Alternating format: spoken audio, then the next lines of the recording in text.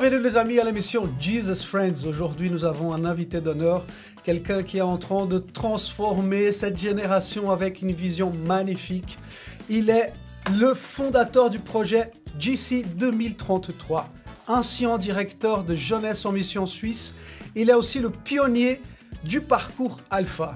Avec nous aujourd'hui dans l'émission Jesus Friends, notre invité d'honneur, Monsieur Olivier Fleury. Un grand bienvenue. Merci, c'est vraiment sympa de passer ce temps avec toi. C'est un plaisir partagé.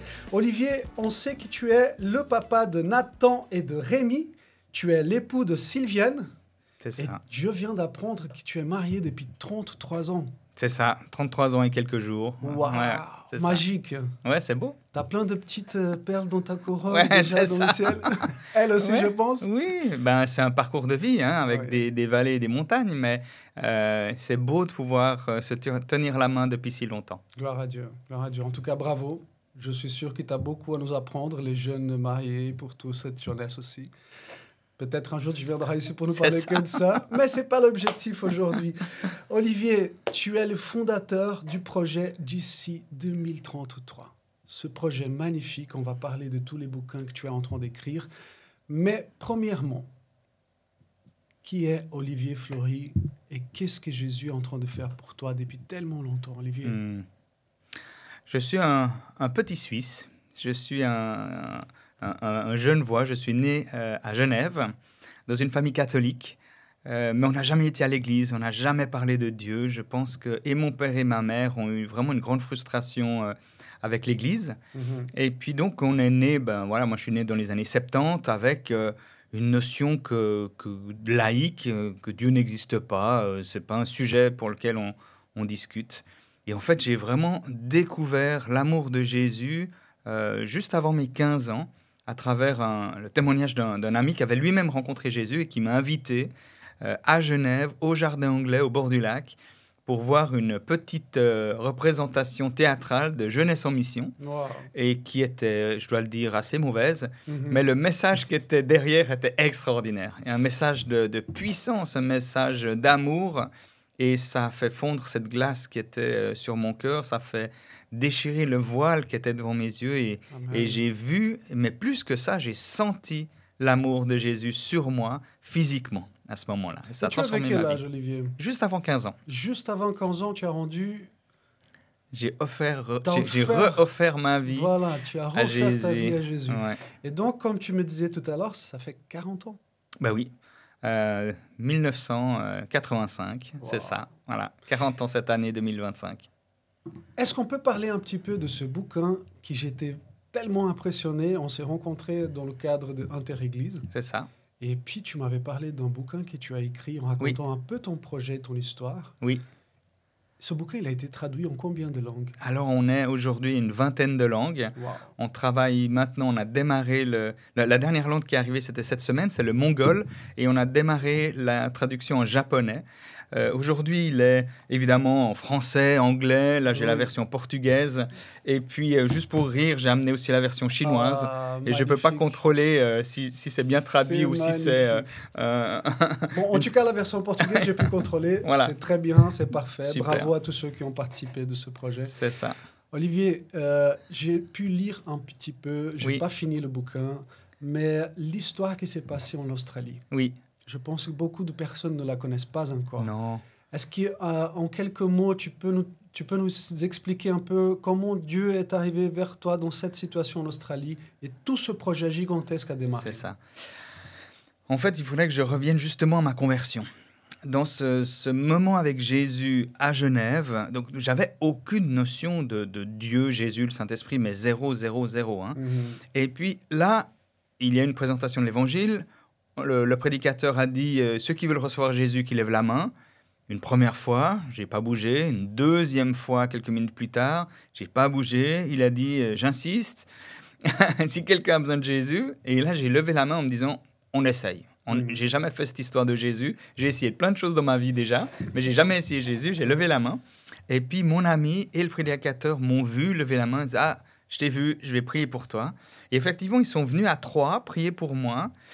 Et j'avais jamais vu des gens prier, en fait. Jamais de ma vie. Et ils étaient venus là autour de moi et il commence à mettre les mains sur les épaules. Je ne savais pas qu'on avait le droit de se toucher. Et pour moi, c'était étrange que quelqu'un me touche, ferme les yeux et s'adresse à Dieu qu'on ne voyait pas. C'était vraiment mais de la science-fiction. Et la personne prie avec force. C'était, voilà, Seigneur, on te demande de bénir Olivier. Puis j'étais là, mais c'est quoi cette histoire? Et en fait, j'ai commencé à sentir physiquement sur ma tête comme si je rentrais dans un liquide tiède, doux, et qui descendait comme ça sur mon visage, sur mes épaules, et qui allait jusqu'à mes pieds. Et quand ça a touché mes pieds, j'ai entendu une voix en français, masculine, qui disait « Ce que tu vis aujourd'hui, j'aimerais que tu le transmettes à d'autres. » Et je me suis retourné parce que je n'avais pas l'impression que c'était un des trois qui parlait, et il n'y avait personne d'autre. Et je les ai interrompus. Personne ne m'a dit, un, qu'il fallait fermer les yeux quand on prie. D'ailleurs, on n'est pas obligé. Deux, qu'il ne fallait pas les interrompre. Mais moi, j'étais tellement touché, troublé. J'ai dit, mais qui c'est qui a dit ça? Et ils se sont arrêtés de prier. Ils se sont regardés. Ils ont dit, qu'est-ce que tu dis? Je dis, mais qui c'est qui a dit ça? Il me dit, mais qui c'est qui a dit quoi? Puis je dis, ce que tu as vécu là aujourd'hui, tu dois le partager à d'autres. Puis ils se regardent. Puis je dis, mais personne. J'étais là, quoi? J'avais vraiment l'impression de vivre un truc un peu... ça fait peur, quoi. Bien sûr. Et un, il dit, ah, c'est peut-être Dieu qui te parle. Donc, imagine, ça faisait 10 minutes que j'avais levé la main. T'as 15 ans. Aucune notion de Dieu. Et tout d'un coup, en prière, il y a Dieu qui répond, qui parle et qui donne le mandat pour le reste de ma vie, en fait.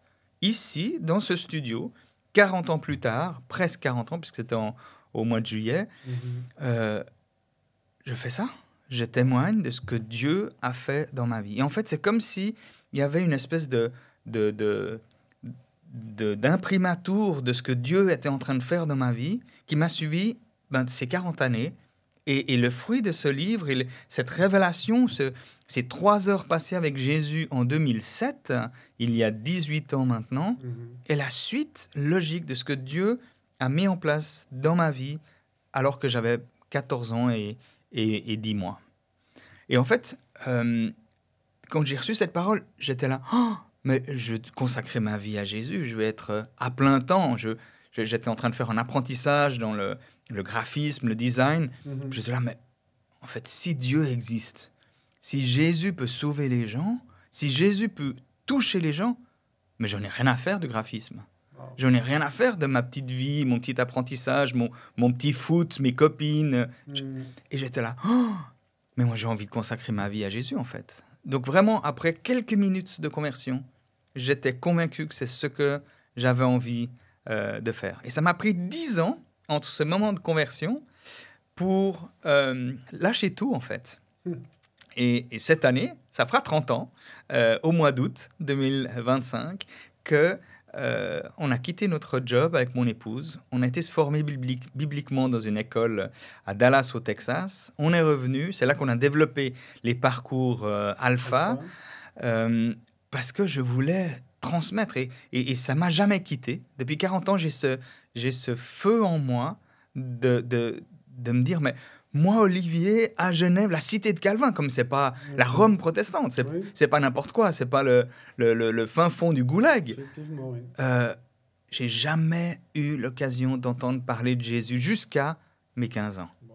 Et en fait, quand je me promène comme ça dans la rue, à Genève, à New York ou à Sao Paulo, il y a tellement de gens qui ont une notion soit erronée, complètement fausse de Jésus, soit aucune notion du tout. Aucune. Effectivement, oui. Et là, je crois que c'est un des plus grands péchés de l'Église, des chrétiens, de moi, de tous. De ne pas assez parler, tu penses? Oui, en fait, c'est comme si le christianisme, ces quelques dernières décennies, a été relégué au foyer, à la maison. Tu as le droit d'en parler à la maison, mais tu n'as pas le droit d'en parler en public.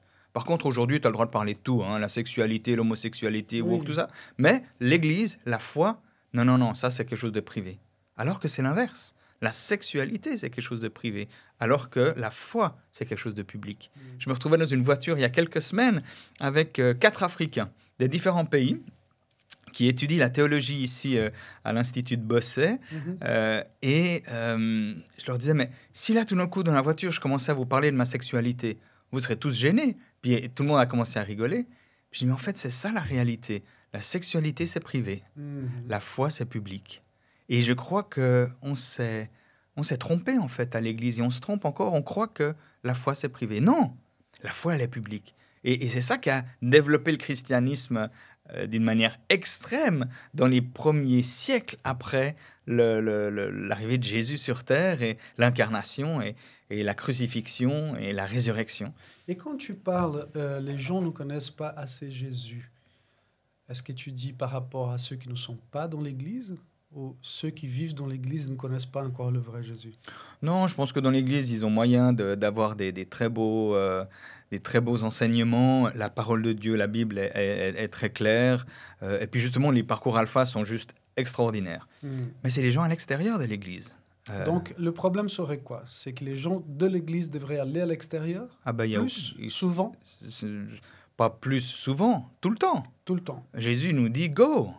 C'est quoi vous ne comprenez pas dans le terme « go » 2 lettres en anglais, en français « aller ». C'est quoi qu'on ne comprend pas dans le terme « aller »? Allez, faites de toutes les nations des disciples. Et pour moi, l'Église, c'est l'endroit où on se régénère, où on se remet en question, c'est où on se fait du bien, les frères et sœurs, on est ensemble, on travaille la parole de Dieu, on donne notre louange à Jésus. Ça, c'est essentiel. Mais c'est un temps dans la semaine. Le reste, on devrait rayonner. On devrait être tellement plein de Jésus que les gens viennent vers nous. J'ai envie de ça. T'as quoi? Pourquoi t'es en paix? T'as vu le monde? T'as vu l'écologie? T'as vu la Palestine? T'as vu... Pourquoi t'es tranquille? Parce que j'ai Jésus. J'ai le shalom de Dieu, cette paix qui n'a rien à voir avec les circonstances extérieures, qui a un état intérieur, qui est un don de Dieu. Tout à fait. Et il est accessible. Et moi, je prie régulièrement pour qu'on ait cette paix. Et d'ailleurs, quand Jésus est sorti du tombeau, il a tout de suite dit ça à Marie, reçois la paix. Il est arrivé voir les disciples, il leur a dit que la paix soit avec vous. La paix, c'est un cadeau de Jésus. Effectivement. Et cette paix qui aujourd'hui tu parles, tu penses qu'elle est accessible à tous? Absolument. Absolument. Et qu'est-ce que les personnes qui n'ont pas cette paix encore intérieure, qu'est-ce qu'elles pourraient faire, Olivier, pour avoir cette paix? Moi, je crois qu'on peut prier. Et tout le monde est capable de prier. En fait, il faut parler. Il faut parler à Jésus. Tu peux fermer les yeux, pas fermer les yeux, c'est complètement égal. Venir, tu peux être dans tes toilettes, tu peux être dans ta cuisine, tu peux être dans ta voiture. Moi, je prie beaucoup dans ma voiture, j'aime bien ça. Comme ça, il n'y a personne qui m'entend, je peux dire n'importe quoi. Et en fait, c'est juste s'adresser à Jésus, comme s'il était connecté à notre système main libre de la voiture. Et pour les gens qui ne connaissent pas encore Jésus et qui sont en train de t'écouter, tu crois vraiment que Jésus les écoute, sans qu'ils aient accepté Jésus encore? Aucun doute. Là, je vais vous dire quelque chose de très, très fort. L'amour de Dieu, il est inconditionnel et il est pour tout le monde. Je sais que Dieu m'a aimé alors que j'étais pécheur.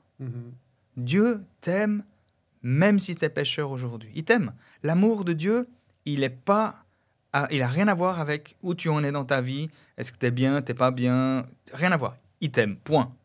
Il ne peut pas t'aimer plus. Il est au maximum de sa capacité.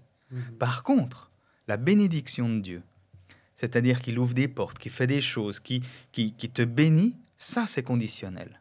Mais ça, c'est une autre chose. Okay. Ça, c'est quand on devient disciple et qu'on a envie de chercher Dieu et de lui plaire. Alors là, c'est un petit peu plus exigeant. Parce qu'il y a des gens qui pensent, ouais, mais je suis pécheur, donc Jésus, il ne m'aime pas. Ah non. On sait que Jésus, il n'aime pas le péché. C'est sûr. Mais le pécheur, il aime. Absolument. On est d'accord? On est tout à fait d'accord. Parfait. Maintenant, certains de nos péchés, et moi j'étais un réel pécheur, certains de nos péchés, on croit que c'est la liberté, mais en fait, ça nous enferme. Et si Jésus, il n'aimerait qu'on n'ait pas de péché ou qu'on ne pêche pas, c'est pas pour nous embêter, c'est pour nous libérer. C'est tout différent. C'est en Christ qu'on a cette liberté. Et sa vérité, ce qui est blanc, ce qui est noir, ce qui est péché, ce qui n'est pas péché, mais en fait, c'est pour nous libérer. Et moi, je suis tellement heureux qu'il m'ait libéré de certains péchés instantanément au Jardin anglais, et d'autres, ça a pris 20 ans. Oui. Mais en fait, il y a toute cette pédagogie derrière de ce qui nous libère, encore une fois, parce qu'il nous aime. Pas parce qu'il nous contraint, pas parce qu'il veut qu'on soit des petits robots tout propres, tout nets. Non, pas du tout. C'est qu'il nous dit, mais tu sais, ce machin, ça te colle à la peau, et en fait, à cause de ça, tu boites, à cause de ça, t'éternues, à cause de ça, t'arrives pas à avancer, t'as pas de souffle, Oui. et tu veux l'abandonner, Mhm. et je te donne une nouvelle vie. Waouh! Quel cadeau du Papa Céleste. Donc cela existe vraiment, on est d'accord. Ah, mais on est C'est pas un d'accord. conte de fait. Ah non, je l'ai Gloire à vécu, Dieu. et je le vis. Donc on aimerait laisser ce message à vous qui êtes en train de nous regarder aujourd'hui. Cette transformation est possible pour chacun d'entre nous. Même si vous ne croyez pas, même si vous êtes complètement paumé, même si vous pensez, moi j'ai jamais accepté Jésus, c'est aussi possible pour ta vie. Il suffit de prier, il suffit de parler. Il est un ami qui t'écoute. Au-dessus de tes péchés, au-dessus de tout ce que tu as pu faire, que tu Amen. penses qu'il peut l'empêcher de t'écouter, il est à côté de toi. C'est un petit message, un clin d'œil pour ceux qui nous écoutent aujourd'hui. Olivier, on veut passer dans un sujet incroyable que j'ai Oui. tellement hâte de connaître un peu plus. C'est le JC 2033. C'est C'est ça. quand même fou, quelqu'un qui, 30 ans, presque 20 ans avant, essaye déjà de créer un projet. C'est comme si un musicien, il prépare un concert dans 20 ans. Mais tu ne sais pas si tu vas être vivant dans 20 ans. Tu ne sais même pas si Non. Jésus il sera de retour en 20 ans. Exact. Mais même comme ça, tu as donné ta vie aujourd'hui depuis longtemps à te consacrer dans cet objectif-là, qui est magnifique. Et quand on pense à ça, ça fait même rêver. Imaginez tout le monde à prier et à faire la fête le C'est jour ça. des 2000 ans. Explique-nous un petit peu le JC 2033. Alors en fait, c'est pas de ma faute. J'imagine. C'est pas un projet que j'ai toujours eu. C'est pas quelque chose qui a mûri et je me suis dit, ah ouais, on pourrait faire ça, on pourrait faire ça. Non. J'étais dans une phase transitoire. Le Seigneur avait parlé à mon épouse, Sylviane, et puis après à moi, de faire un break avec le ministère. Et c'est vrai que le ministère était vraiment parti avec beaucoup de succès. On avait vraiment un impact dans la société avec ces parcours alpha. Et je me suis dit, ben voilà, merci Seigneur, c'est le cadeau, quoi. Il faut qu'on continue parce que ça va aller beaucoup plus loin. Et là, le Seigneur, il a arrêté. Il a dit, maintenant, stop. Et en fait, quand Dieu dit stop et que tu essaies de lui obéir, il faut vraiment s'arrêter. J'ai presque envie de dire le plus vite possible. Moi, ça m'a pris quelques mois pour capituler. Et en fait, j'ai dit au Seigneur, OK, stop, mais pourquoi on fait quoi après? Moi, je suis plutôt quelqu'un d'actif que passif. Donc, moi, je ne veux pas rien faire. Est-ce qu'il faut que je retourne dans mon métier? Est-ce qu'il faut que je prenne une église comme pasteur? Est-ce qu'il faut que je continue Alpha ou Jeunesse en mission? Peu importe. Et puis, vraiment, le Seigneur nous a dit, mettez du temps à part. Et j'avais à cœur, moi, de me replonger dans la parole de Dieu. C'est vrai que des fois, je dois avouer que quand on est dans le ministère, il y a plein de choses qui se passent. Et puis, moi, avec qui je suis, j'ai plus de peine à me replonger dans la parole, à juste avoir ce pain frais de tous les jours de la parole de Dieu. Et je me suis dit, oh, si je pouvais refaire une école biblique, faire un module supplémentaire, ça me ferait tellement du bien et j'aurais tellement envie de replonger dans sa parole. Et c'est ce qu'on a fait avec mon épouse. Je voulais pas aller dans une école biblique en Suisse. J'avais déjà été aux États-Unis. Je pensais à différentes régions. Puis je me suis dit, mais moi, j'aimerais bien aller en Australie, au fin fond de la planète. Comme ça, je peux pas revenir le week-end, quoi. Et en fait, le Seigneur a conduit les choses pour qu'on aille dans une école biblique de C3. Et c'était vraiment l'endroit pour nous à ce moment-là. Et j'ai énormément aimé être dans la parole de Dieu.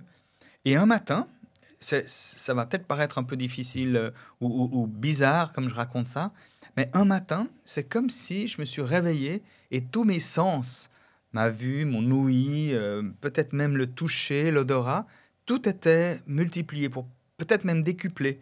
Et je suis sorti de la maison pour aller à l'école biblique et j'ai l'impression que les oiseaux, ils chantaient mieux. C'est un peu rigolo, hein. Mais j'avais l'impression que le soleil, il était plus brillant, que les couleurs étaient plus fortes. Je me suis dit, mais c'est bizarre, qu'est-ce qui se passe, quoi? J'ai rien fumé ou j'ai pas pris de pilule ou quoi que ce soit. Mais j'étais comme alerte, mais pas seulement spirituellement, mais aussi physiquement. Et je suis arrivé à l'école biblique et là, en rentrant dans le campus, puis dans l'auditorium, puis dans la salle de culte qui pouvait contenir 2000 personnes, on était tous les étudiants, les profs, les pasteurs de l'église, on était quelques centaines. Et là, la présence de Dieu, quand le groupe de louanges a démarré, j'étais là, oh, waouh, qu'est-ce qui se passe aujourd'hui? Qu'est-ce qu'il y a de particulier aujourd'hui? Et très rapidement, j'ai eu une vision. Je ne sais pas exactement comment expliquer ça, mais à la fois, je pouvais regarder l'équipe sur scène, je pouvais me retourner, voir les gens autour de moi. À la fois, je pouvais voir spirituellement. Et c'est comme si j'étais sur la Lune ou sur... j'étais pas dans la Lune, j'étais sur la Lune, ou bien sur un vaisseau spatial, et je voyais toute la Terre en une fois. Et puis le soleil était derrière, comme ça, caché. Et tout d'un coup, il arrivait, paf, je vois la lumière du soleil. Et chaque fois que les rayons de soleil touchaient des zones sur le sol, comme les fuseaux horaires, comme ça, qui avancent, Oui. je voyais des explosions de lumière, mais d'une puissance extrême, blanche, pure, superbe. C'est à peu près ce qu'on a essayé de montrer sur mon livre. Alors, Tout c'est à bien fait. pâle par rapport Ouais. à ce que j'ai vu. Et j'étais là, waouh, waouh, waouh, c'est quoi ce truc? C'est tellement beau, puissant. Et je savais que c'était pas négatif, c'était pas destructeur, c'était pas la fin du monde avec des bombes atomiques partout, Mhm. parce que ça partait jusqu'à dans l'éternité, ça partait au fin fond de la galaxie. Et j'étais là, mais c'est quoi ces lumières? Waouh! Et j'ai dû m'asseoir tellement c'était puissant.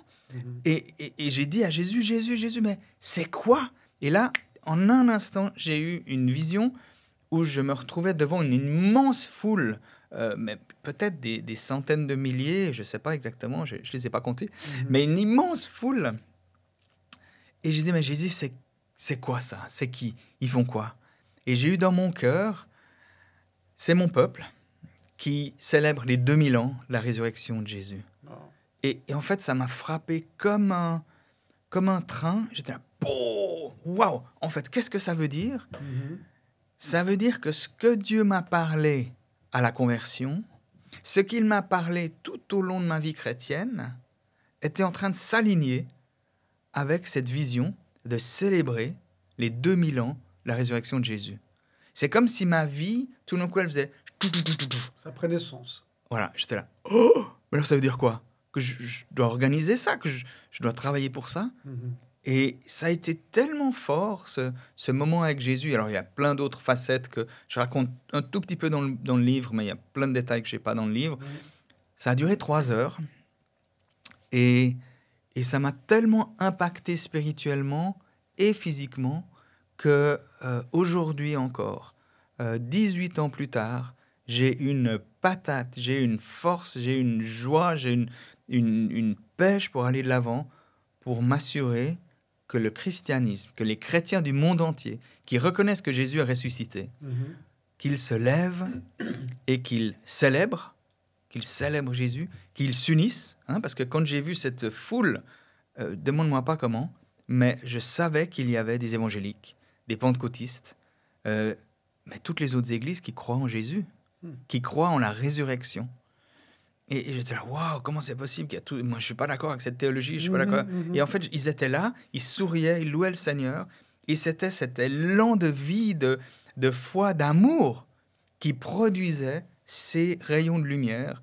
C'était de l'amour pur envers Jésus, ces rayons de lumière qui étaient dans les capitales, dans les villes, dans les villages, même des fois dans des grottes ou je ne sais quoi, j'ai pas vu ça, hein, mais même tout petit, des gens dans des pays persécutés qui apportait cette lumière à Jésus en lui disant « Waouh, merci d'être venu nous sauver. Incroyable. Donc, on peut dire que à la Pâques de 2033, ça sera une festivité mondiale. » C'est ça.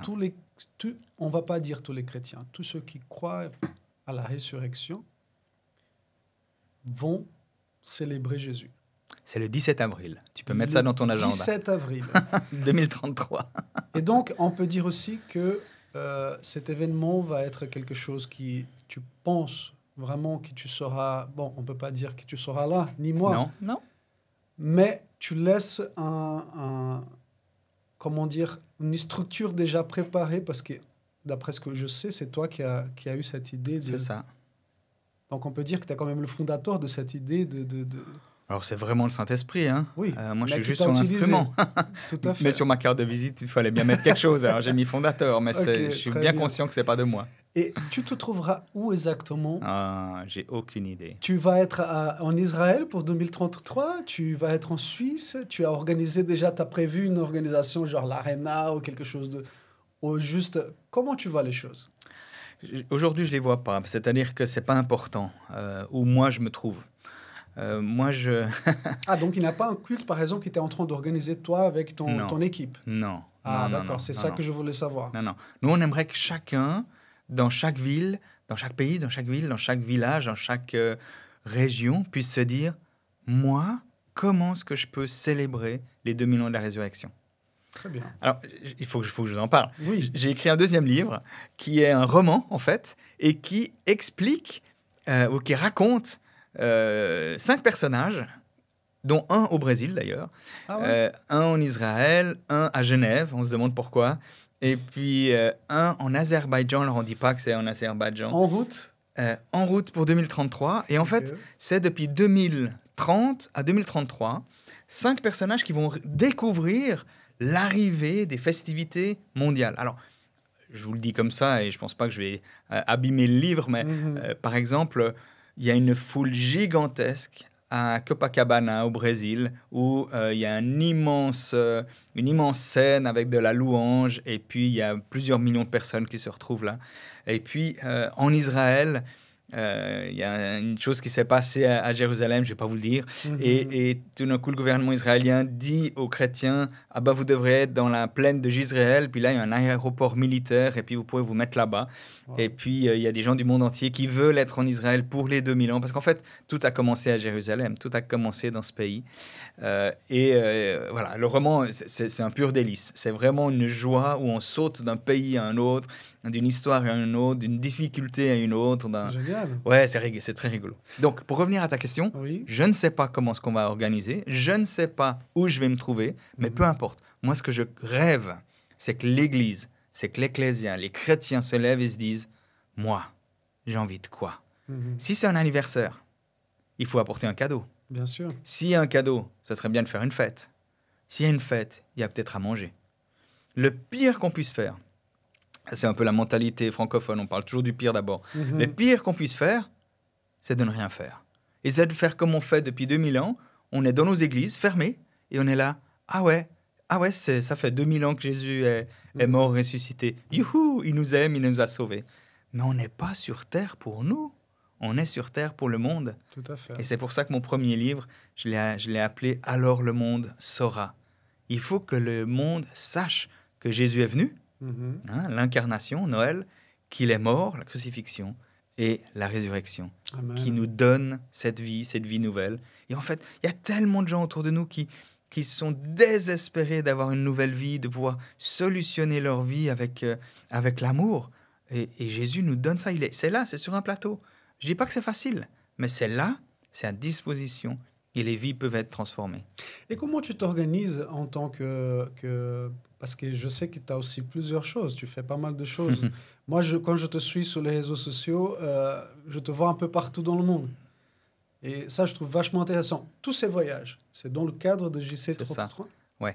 Alors, en fait, ce que j'essaye de faire, ou une grande partie de mon travail jusqu'à présent, c'était de faire connaître cette idée. Et la plupart du temps, les gens me disaient « Oh, quoi 2033 ?» Ah, mais j'ai jamais imaginé que notre génération, notre génération, va célébrer les 2000 ans de la mort, du ministère déjà. Hein, de 30 à 33, on pourrait célébrer les 2000 ans du ministère de Jésus. 30, c'est dans 5 ans. 5 ans, c'est demain. Hein, et puis en 33, on pourrait célébrer les 2000 ans de la Semaine Sainte, si on veut bien, mais aussi sa crucifixion et aussi sa résurrection. Donc le pire, c'est qu'on se retrouve entre nous, puis on se dit « Oh, c'est cool ». Mais il faut absolument que ça soit pour l'extérieur. Et puis, ce que je fais, c'est que je voyage pour dire « Hé, les amis, qu'est-ce qu'on va faire ?» Je prends souvent l'exemple de l'anniversaire de ma belle-mère. Voilà, elle a eu 80 ans, elle a invité tout le monde. Entre frères et sœurs, on s'est dit « Et beaux-frères, qu'est-ce qu'on fait 80 ans, c'est quand même pas mal, quoi. Il fallait quand même fasse quelque chose. » Donc, en fait, il y a des groupes de gens qui commencent à réfléchir « Mais qu'est-ce qu'on pourrait faire pour l'anniversaire des 2000 ans de la résurrection de Jésus ?» Mais c'est exactement pour ça, parce que moi, dans ma tête, tu étais déjà en train d'organiser la pire fête, tu vois, pour 2033. Je pensais que tu allais te rencontrer dans un endroit, waouh. Non, pourquoi non? Parce qu'en fait, qui suis-je en tant que Suisse, avec ma culture, avec ma compréhension, avec l'influence de ma culture dans ma foi? Qui suis-je pour aller dire à un Brésilien, dire à un Togolais, dire à un Taïwanais, vous devez faire comme ça, parce que c'est comme ça que le Seigneur m'a dit. Le Seigneur ne m'a pas dit comment faire. J'ai juste vu des rassemblements. Alors peut-être qu'il y aura des rassemblements très grands, et je l'espère. Mais je pense que la force n'est pas dans les grands rassemblements. Je pense que ça, c'est bien, c'est médiatique, c'est parfait. Je pense que la force, c'est dans le tous. C'est tous les chrétiens qui, ensemble, Unis. même s'ils ne sont pas au même endroit physiquement, puissent faire quelque chose. 50 pays, peut-être même 75 pays, 75 pays dans le monde aujourd'hui, si on trouve que tu as une Bible dans ta poche, tu as un problème. Et dans certains, tu es décapité. C'est aussi simple que ça. Oui.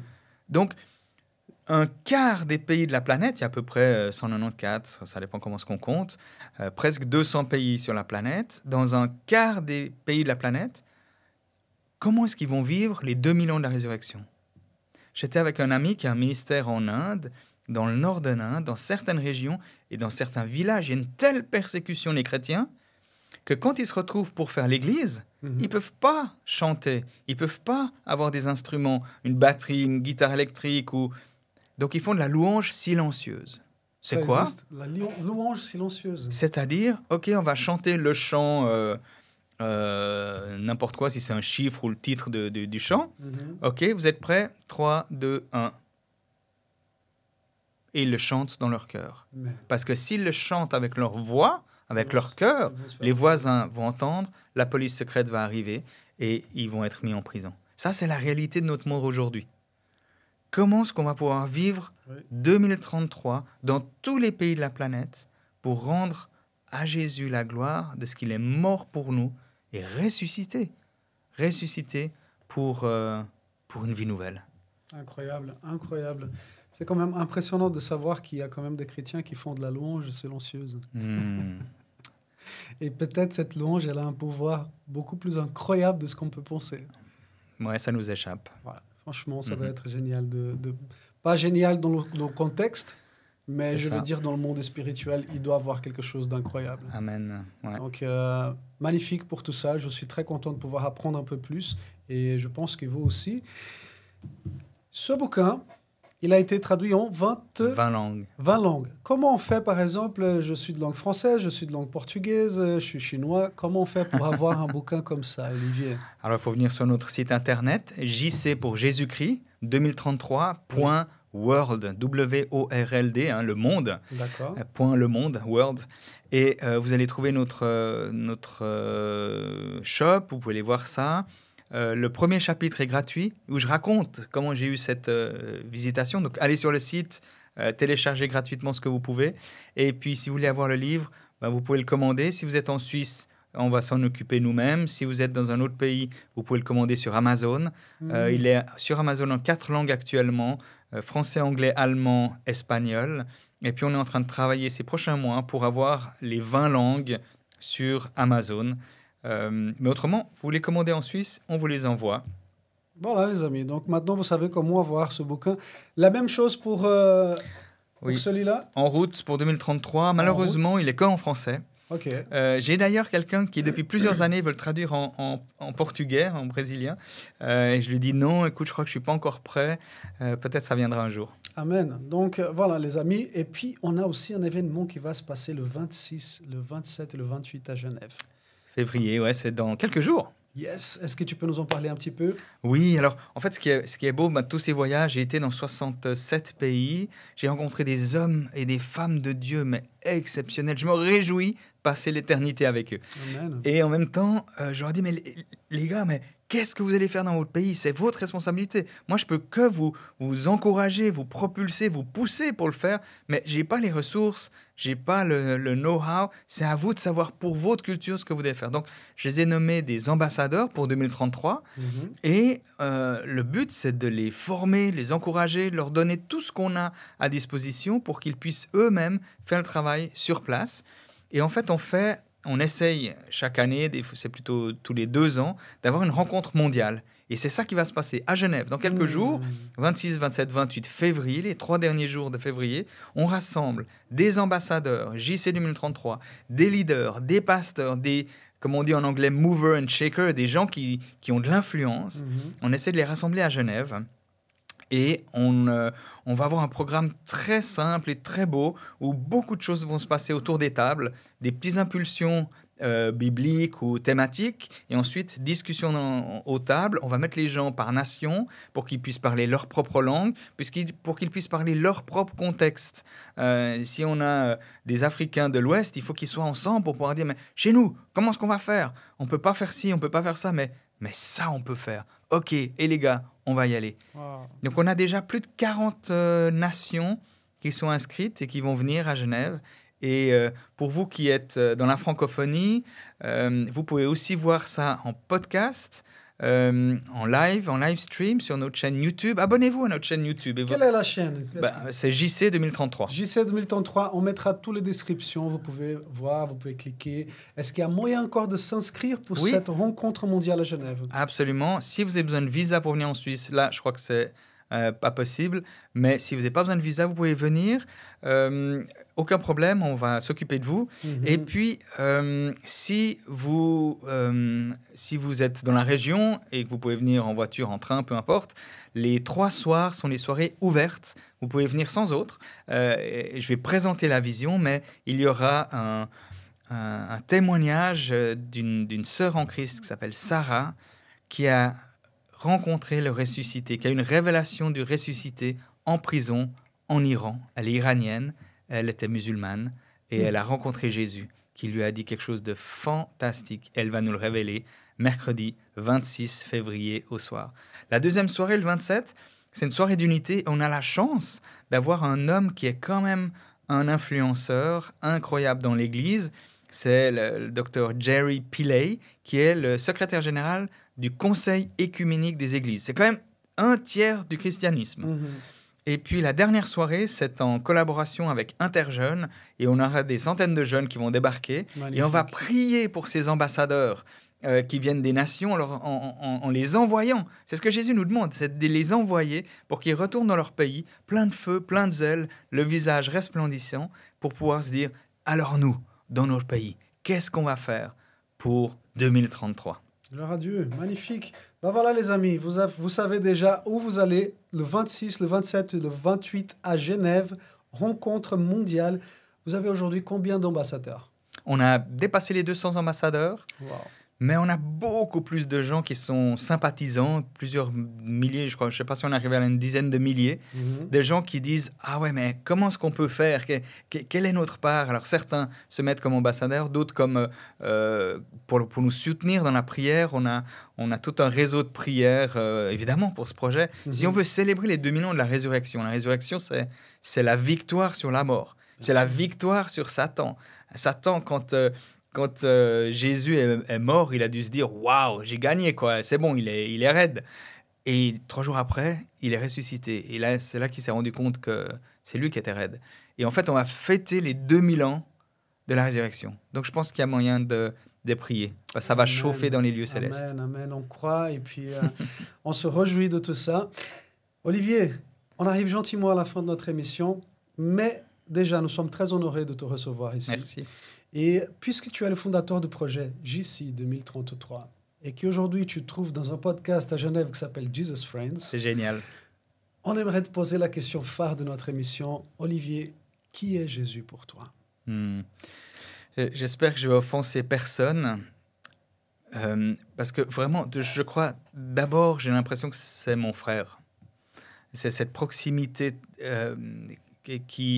où je le tutoie, où des fois, j'ai l'impression d'avoir une relation assez brute, assez masculine avec Jésus, où des fois, j'ai l'impression qu'il me donne des coups de pied au derrière, des fois, j'ai l'impression qu'il me tape l'épaule, et moi, je ne me gêne pas de lui dire ce que je pense. Donc, j'ai une relation, et je sais que pour certains, c'est choquant, mais ce n'est pas que je ne suis pas révérencieux, ce n'est pas que je n'ai pas de respect pour lui, mais j'ai l'impression que j'ai cette relation très proche. Une certaine intimité. Ouais, mais là, peut-être justement un peu fraternelle plutôt qu'une intimité spirituelle où on se dit « Ah, le gars, il est en extase. » C'est pas ça. J'ai une relation très, très physique, j'ai envie de dire, avec Jésus. Et souvent, on me présente, quand je parle dans une église à quelque part sur la planète, c'est « Voilà, alors Olivier Fleury, il a fait ci, il a fait ça. » Et puis, souvent, je reprends et puis je dis « Mais vous avez oublié quelque chose. Hein. C'est que d'abord, je suis un amoureux de Jésus. » Et pourquoi je dis ça? On est le lendemain de la Saint-Valentin, c'est peut-être pas la bonne référence. Mais quand je dis un amoureux, c'est qu'il s'est révélé à moi à travers son amour. J'ai été baigné par son amour. J'ai été baptisé dans son amour. Et j'ai envie de dire, c'est ça qui m'anime. C'est cet amour de Christ pour moi et cet amour de moi pour Christ. Alors, faut pas vous imaginer des choses complètement trop fortes ou pas belles, mais la vérité, c'est que j'aime Jésus. Je l'aime de tout mon cœur. Et c'est mon ami. Et quand je me balade dans les rues, quand je prends l'avion, quand je rencontre des dignitaires, j'ai été rencontrer plusieurs fois le pape François, le patriarche Bartholomé, j'ai l'impression d'être avec Jésus. Jésus qui est mon ami. Amen. Et normalement, on demande aussi que tu puisses directionner un message à nos téléspectateurs. Par contre, ta vision et ton projet est un peu global. C'est ça. Donc aujourd'hui, on va te demander, tu vas regarder cette caméra-là, et ce que Dieu a mis dans ton corps, que tu puisses transmettre un message pour l'Église. Amen. Amen. Donc, tu te sens libre. Merci. Tu es à la maison, tranquille. Et puis, tu regardes cette caméra et je te laisse parler à l'Église si tu as un message aujourd'hui pour l'Église. Merci, c'est fort. Hein? On va essayer. Amen. Ben, je crois que ça se résume en ça. Église, lève-toi. En fait, Jésus, quand il est venu rencontrer les disciples après la résurrection, il leur a d'abord donné la paix, parce qu'ils étaient dans la peur, dans la crainte, et c'est normal. Et après, il leur a dit, mais allez, faites de toutes les nations des disciples. Et il a dit, on commence par Jérusalem, mais c'est aussi en même temps en Judée. Judée, c'est peut-être pour ici le canton de Vaud. Et puis en Samarie, ça c'est peut-être la Suisse allemande ou la France voisine, j'en sais rien. Peu importe. Et c'est pas, quand tu auras fait ça et que tu auras terminé ton job, tu peux faire la suite. Non, c'est ici et là, et là, et là. En fait, je pense que Dieu nous appelle à être partout des témoins, des disciples, d'être rayonnants de sa présence. Donc moi, j'aimerais dire à l'Église, lève-toi, va, go. Et puis, il y a cette parabole de Jésus, parabole du banquet. Alors, il est dit un petit peu différemment dans 2 évangiles, mais en fait, c'est un homme riche qui veut rassembler des gens pour une fête. Dans un des chapitres, c'est des noces, c'est donc un mariage. Il rassemble les gens et il y a un banquet. Moi, si on m'invite pour un repas, moi, je viens. Hein. Et en fait, tout le monde a une excuse. Il dit, ah ouais, mais tu vois, j'ai ci. Ah, mais je viens de me marier, donc il faut que j'en profite. Ah, j'ai une nouvelle voiture, ou j'ai un nouveau bœuf pour faire mes champs, un nouveau tracteur. Et en fait, les invités ont tous une excuse. Bonne à leurs yeux, extrêmement mauvaise aux yeux de celui qui invite. Et moi, j'aimerais vous inviter, au nom de Jésus, à célébrer les 2000 ans de la résurrection de Jésus. Et ce sera quoi votre excuse? Et est-ce que votre excuse, elle tiendra face à l'éternité, face à celui qui aime depuis toute éternité? Vous n'êtes pas juste arrivé sur Terre, voilà, en date telle et telle, et puis après, voilà, vous allez repartir. Non, de toute éternité, vous êtes aimé de Dieu, et de toute éternité après votre mort, vous allez être aimé de Dieu. Maintenant, les quelques années que vous allez avoir sur Terre, elles sont là. Pourquoi? Pour faire quoi? Pour être quoi? Et c'est ça que j'aimerais vous exhorter, c'est de réfléchir, alors si vous êtes sur Terre, pour un temps comme celui-ci, comme c'est écrit dans Esther, un temps particulier, un temps où on va célébrer les 2000 ans de la résurrection de Jésus, je vous en supplie, trouvez pas une excuse en disant « Ah, j'ai une nouvelle voiture, ah, j'ai une nouvelle copine, ah, j'ai... » Non, répondez à l'invitation de Jésus, participez au banquet, et si l'Église se lève et participe au banquet, participe aux noces, alors je crois qu'on va préparer le retour de Jésus. Je pense que c'est la démobilisation qui fait qu'aujourd'hui, en 2025, Jésus n'est pas encore revenu. Et moi, j'aimerais vous demander de vous mobiliser. Si l'Église se mobilise, les centaines de millions, pour ne pas dire milliards de chrétiens qui croient en la résurrection se mobilisent, nous sommes la force la plus inarrêtable de la planète. Aucune idéologie, aucune religion, aucune entreprise n'a plus de force, plus de représentants, plus d'adhérents que l'Église. Donc, en un clin d'œil, on peut annoncer Jésus au monde entier. J'espère qu'on va y arriver avant ou pendant ces célébrations des 2000 ans de la résurrection de Jésus. Amen. Voilà un message fort et inspirant. Olivier, merci infiniment pour ta présence ici. J'espère que tu puisses retourner plusieurs fois encore parce qu'il y a plein de sujets qu'on pourrait en parler. Avec plaisir. Et donc, on voulait aussi remercier à toute ton équipe pour ce magnifique travail. C'est ça. Tous vos traducteurs. Je sais qu'il y a des gens qui ont passé des heures sous ces Absolument. Et donc, un grand bravo à toute votre équipe. Que Dieu vous bénisse infiniment. Merci. Et puis aussi, un grand merci à mon épouse Sabrina Cordero Bezerra qui est là et qui a fait toute la partie technique. Merci Sabrina. Merci infiniment. Et puis à tous nos téléspectateurs, restez avec nous pour une prochaine émission. Jesus Friends, à très bientôt. On vous embrasse. Salut!